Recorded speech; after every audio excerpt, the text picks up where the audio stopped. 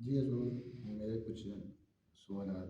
جی جی بسم اللہ الرحمن الرحیم. حضور گیزر لگا ہوا ہے جی اور فیسلٹیز پراپر ہے، ٹوٹیوں میں گرم پانی ہے، ہاں تو نارمل پانی کی گرمائش کو وہ وال سے کر لیتا ہے. نارمل پانی میں غسل کر سکتا ہوں.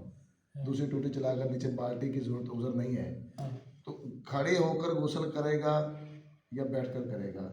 یعنی کہ جو بھی معاملات ہیں اس میں تھوڑی سی روشنی فرما دیجیے. دونوں طرح ٹھیک ہے. ویسے کھڑے ہو کر غسل کرنے کو مکروہ سمجھا گیا، روکا گیا. ٹھیک ہے، بے ادبی ہے، اس بات کا پہلو ہے کہ بے شرمی ہے. ٹھیک ہے، لیکن اگر چار دیواری بند ہے جیسا کہ آج کل کے غسل واش خانے روم میں ہیں تو کوئی حرج نہیں. کوئی حرج نہیں ہے. یہاں پر مطلب وہ معاملہ جو مائع مستحمل والا وہ بھی نہیں وہ تو پائے گا. ختم ہو گیا. ٹھیک ہو گیا. اور ٹوٹی کو جو ہاتھ لگایا گیا وہ اس کو بندہ اس کو دھو دھو لیتا لیتا ہے. ہے. لیکن اس میں ایک اور چیز رہ جاتی ہے، چھینٹیں واپس پڑنا.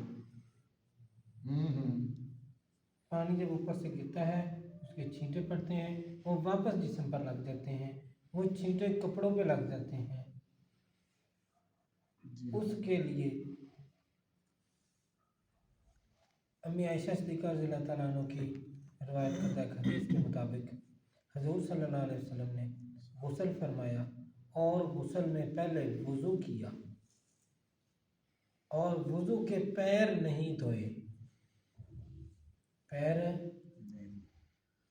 وضو باقی سارا کر لیا، پیر چھوڑ دیے، پھر پورا غسل کیا. پورا غسل کر کے پیر آخر میں دھوئے. بات سمجھ آ گئی کہ وضو کو کر کے پورا غسل کر کے پیر کے اوپر شک تھا نا بھی گلی جگہ پانی اکٹھا ہو رہا ہے، چھینٹے پڑ رہے ہیں. چھینٹے پڑ رہے ہیں. اس کا سلوشن حضور صلی اللہ علیہ وسلم نے کیا دیا کہ پیر کو اینڈ پہ دھو لو دوبارہ سے. کھڑے ہو کے غسل کیا، چھینٹے پڑنے کا شک ہے نا، سارا نال یا سر بازو گردن جو بھی گھٹنے تک سمجھ لو سیٹنگ ہو گئی. اب کلوزنگ کر رہے ہیں، اب تھوڑا سا پانی احتیاط سے گھٹنوں سے نیچے نیچے ڈال دو دوبارہ تاکہ چھینٹے واپس نہ آئیں. اور اگر کوئی چھینٹے آئے تھے تو وہ نمٹ گئے. اور پانی کا بہنا بھی ضروری ہے، اگر ٹھہرنا نہیں تو اگر ٹھہرے گا تو ظاہر بات وہ اوپر آئے گا. بالکل. جی دوسرا